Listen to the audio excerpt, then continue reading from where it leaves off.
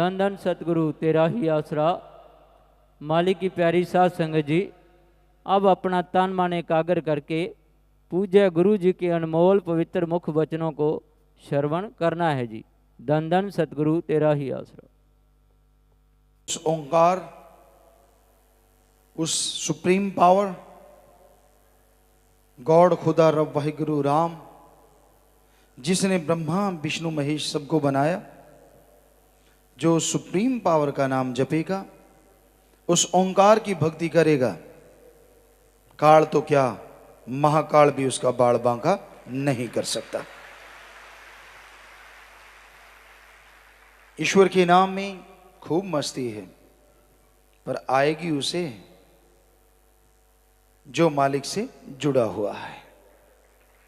ये मस्ती का आना कोई आसान काम नहीं है। लोक लाज, शर्म आती है, अंदर से मनीराम नहीं मानता, तरह तरह की परेशानियां आती हैं। सो मालिक की मस्ती किसी भाग्यशाली जीव के हाथों में आती है, उसके हिस्से आती है, और जिनके हिस्से उस परम पिता परमात्मा की ये अलौकिक मस्ती आती है, उनका चेहरा नूर से भरा रहता है और अंदर बाहर खुशियों से वो लबरेज रहता है। इंसान बहुत ही अहंकारी है, थोड़ा सा ज्ञान हासिल कर ले भगवान बन के बैठ जाता है। थोड़ा सा ज्ञान आ जाए सबको माहौल समझता है कि ये देखो क्या कर रहा है, वो देखो क्या कर रहा है, तू अपने आप को देख ले, तू क्या कर रहा है।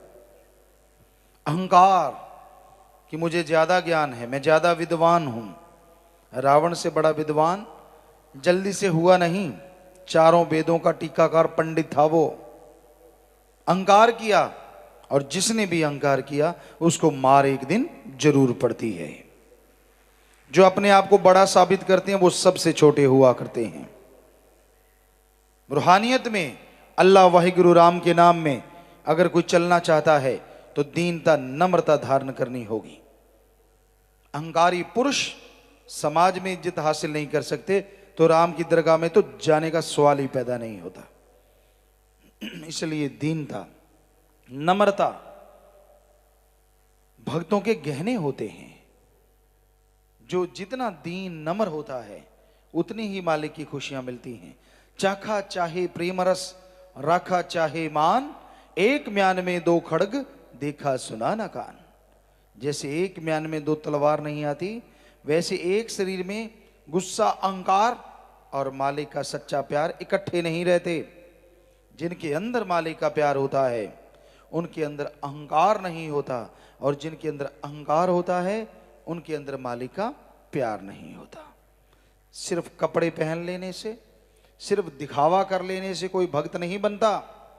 कर्म जोगी बनो और ज्ञान जोगी बनो। जब आपके ज्ञान के अनुसार कर्म करने लगोगे तो भगवान की कृपा होगी और जर्रे जर्रे में उसके नजारे नजर आने लगेंगे। ऐसे ही कोई दिखावा कर लेने से भक्त नहीं बनता। अहंकारी बन जाने से कोई मालिक को नहीं पा सकता।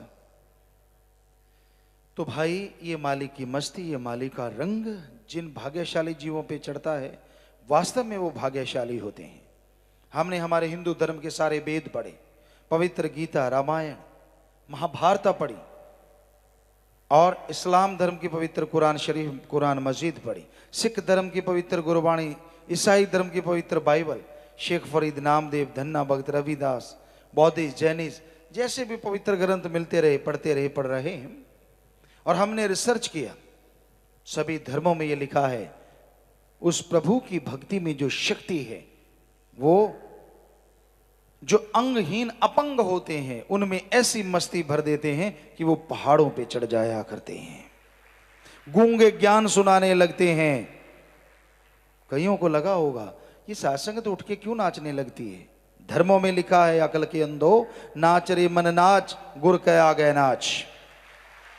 पढ़ के देख लो अगर फूटी हैं तो, वेदों में पढ़ो, शास्त्रों में पढ़ो। कोई राम नाम में नाचे इस दरगाह में नहीं, उस दरगाह में भी हाजिरी मंजूर कबूल हो जाया करती है। पर अंदर हिम्मत हो ना, भावना हो। पैर तो उठाए नहीं जाते, चलना तो मुश्किल हो जाता है। मस्ती में नाचना या मस्त चेहरा हो जाना ये कोई मामूली बात नहीं होती।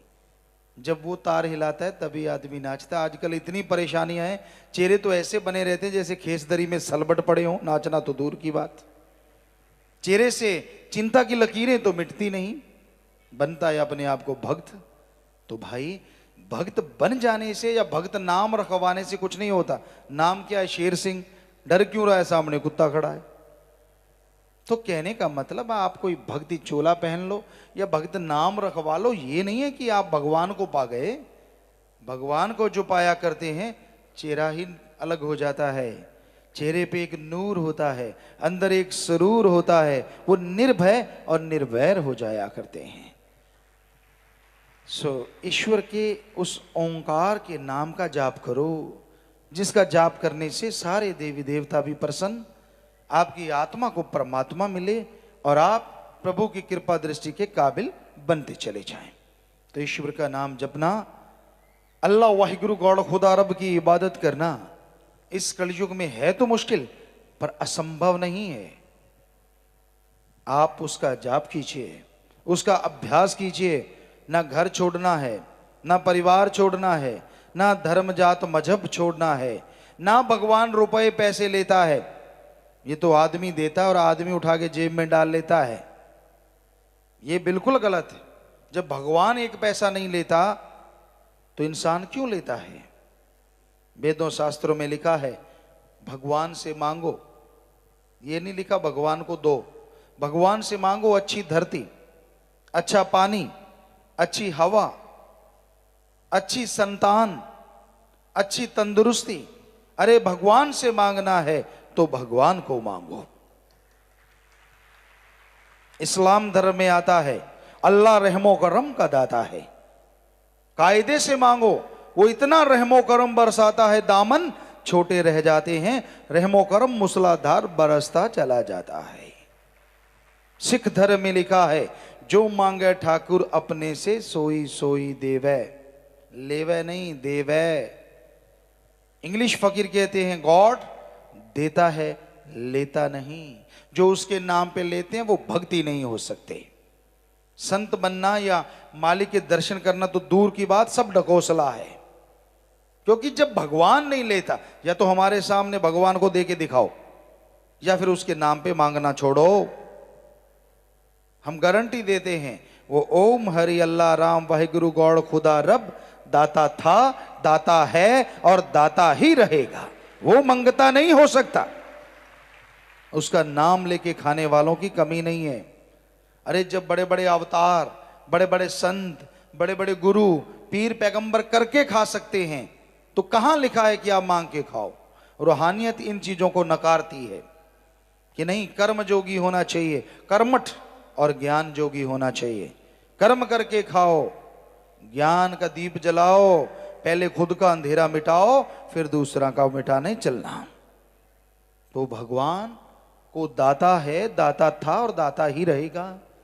आप भी मंगते ना बनो, क्योंकि गुरु पीर पैगंबरों की ये कथन है, मांगन मरन समान है, मत कोई मांगो भीख, मांगन से मरना भला, ये सतगुरु की सीख। करके खाओ। संत पीर फकीर बन गए तो क्या हुआ? शरीर तो मनुष्य का है।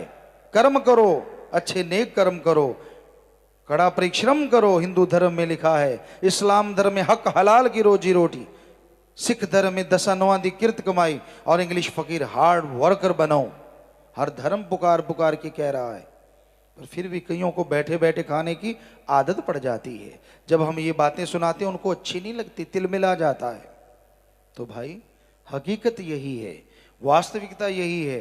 हर प्राणी का फर्ज है कि वो कर्म जोगी बने और ज्ञान जोगी बने। बिना कर्म किए खाओगे तो वो हराम है, ये धर्मों में बताया हुआ है। तो हर किसी को कर्म जोगी होना चाहिए, लेकिन कर्म करने से पहले ज्ञान जोगी भी होना चाहिए। आप क्या कर्म कर रहे हैं, उसका क्या पुण्य है या पाप है, ये भी आपको नॉलेज या ज्ञान होना चाहिए। इसलिए ज्ञान जोगी बनो और कर्म जोगी बनो। जो ज्ञान सीखा है, जो पढ़ते हो, उसके अनुसार अच्छे नेक कर्मों में चलते जाओ तो भगवान की कृपा दृष्टि के काबिल बन जाओगे और अंदर बाहर खुशियों से माला माल हो जाओगे।